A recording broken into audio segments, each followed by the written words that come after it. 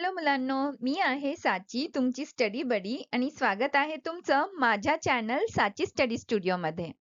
मुलांनो, आज इथे आपण परत पाहूया मराठी व्याकरण. पुस्तक आहे कस्तुरी, इयत्ता आहे 5वी. मागच्या व्हिडिओमध्ये आपण उतारा आकलनाचा भाग पहिला पाहिलेला.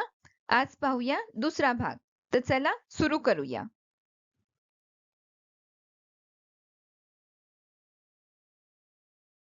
पुढील उतारा वाचा व त्यावर विचारलेल्या प्रश्नांची उत्तरे लिहा. मुलांनो, आपल्याला माहीतच आहे उतारा म्हणजे पॅरेग्राफ. तर आपल्याला पॅरेग्राफ वाचायचा आहे व त्यावर विचारलेल्या प्रश्नांची उत्तरे लिहायची आहे. तर चला वाचूया. गणू शेतावरून एकटाच घरी निघाला होता. वाट वाकडी तिकडी होती. वाटेवर एक मोठे झाड होते. झाडावर खूप माकडे होती. ती माकडे रस्त्याने येणाऱ्या जाणाऱ्या माणसांना त्रास द्यायची. गणू दिसताच माकडे मोठमोठ्याने आवाज करू लागली. उंच उड्या मारू लागली. हुप हुप आवाज करत खाली आली. गणूला पहिल्यांदा मजा वाटली, पण माकडे खाली उतरून त्याच्या अंगावर धावून येऊ लागली तेव्हा गणू घाबरला. पळत सुटला. गणू पुढे आणि माकडे मागे. गणू घामाघूम झाला.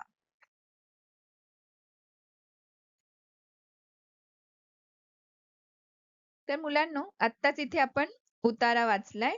आता पाहूया त्यावरील प्रश्नोत्तरे. पहिला प्रश्न आहे, वाट कशी होती? उत्तर, वाट वाकडी तिकडी होती. दुसरा प्रश्न, कोण दिसताच माकडे मोठमोठ्याने आवाज करू लागली? उत्तर, गणू दिसताच माकडे मोठमोठ्याने आवाज करू लागली.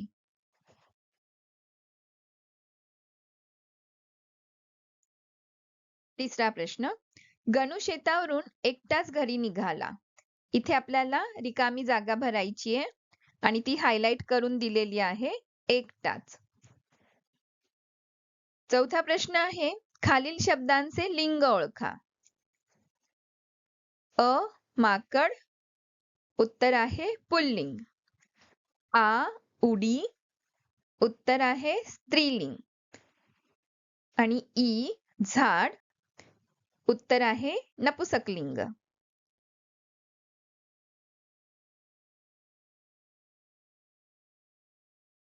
पुढचा प्रश्न आहे, घामाघूम होणे या वाक्प्रचाराचा अर्थ सांगून वाक्यात उपयोग करा. उत्तर आहे, घामाघूम होणे म्हणजे खूप घाम येणे. वाक्य होईल, चोराच्या मागे पळून आरव घामाघूम झाला. पुढचा प्रश्न, उतार्याला योग्य शीर्षक द्या. तर शीर्षक आपण देऊया गणू आणि माकडे.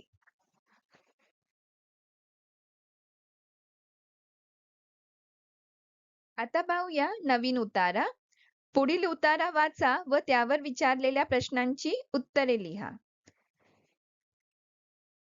वाचन हा आपल्या मनाला संस्कारित करणारा एक सर्वोत्तम छंद आहे. वाचनामुळे आपल्याला विविध गोष्टींचे ज्ञान होते. शब्दसंपदा वाढते, भाषा सुधारते, मनोरंजन होते. प्रत्येक गोष्टीचा अनुभव घेणे प्रत्येकाला शक्य होत नाही. उदाहरणार्थ, एव्हरेस्ट हे जगातील सर्वोच्च शिखर सर करणे प्रत्येकाला शक्य होईल असे नाही. पण हे शिखर गाठलेल्या व्यक्तींनी लिहिलेले अनुभव आपण वाचू शकतो.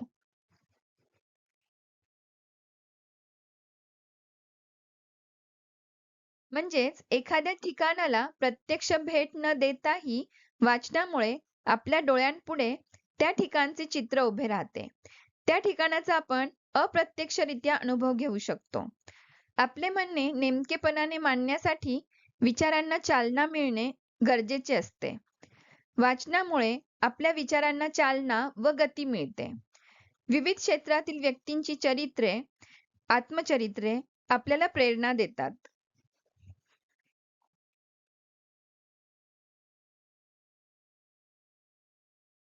तर उतारा आपण वाचलाय. आता पाहूया त्यावरील प्रश्नोत्तरे. पहिला प्रश्न, वाचनामुळे कोणते फायदे होतात? उत्तर, वाचनामुळे आपल्याला विविध गोष्टींचे ज्ञान होते. शब्दसंपदा वाढते, भाषा सुधारते आणि मनोरंजनही होते. शिवाय वाचनामुळे आपल्या विचारांना चालना व गती मिळते. आत्मचरित्रे आपल्याला प्रेरणा देतात. असे वाचनामुळे अनेक फायदे होतात.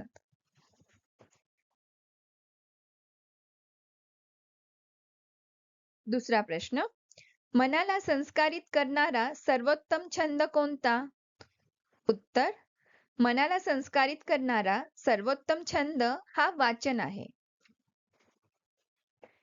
तिसरा प्रश्न, जगातील सर्वोच्च शिखर कोणते? उत्तर, जगातील सर्वोच्च शिखर एव्हरेस्ट आहे.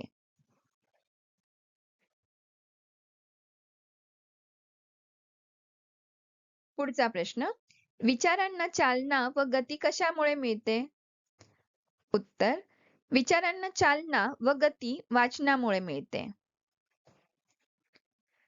पाचवा प्रश्न, ही आहे रिकामी जागा.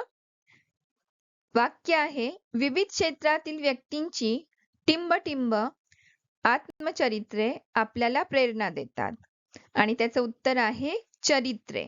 विविध क्षेत्रातील व्यक्तींची चरित्रे, आत्मचरित्रे आपल्याला प्रेरणा देतात.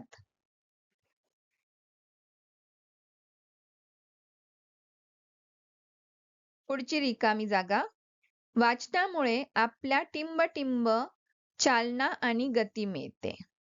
उत्तर आहे, वाचनामुळे आपल्या विचारांना चालना आणि गती मिळते. पुढचं वाक्य, आत्मचरित्रे टिंबटिंब प्रेरणा देतात. उत्तर आहे, आत्मचरित्रे आपल्याला प्रेरणा देतात. पुढचा प्रश्न आहे, उतार्याला योग्य शीर्षक द्या. तर शीर्षक देऊया आपण, वाचन एक उत्तम छंद.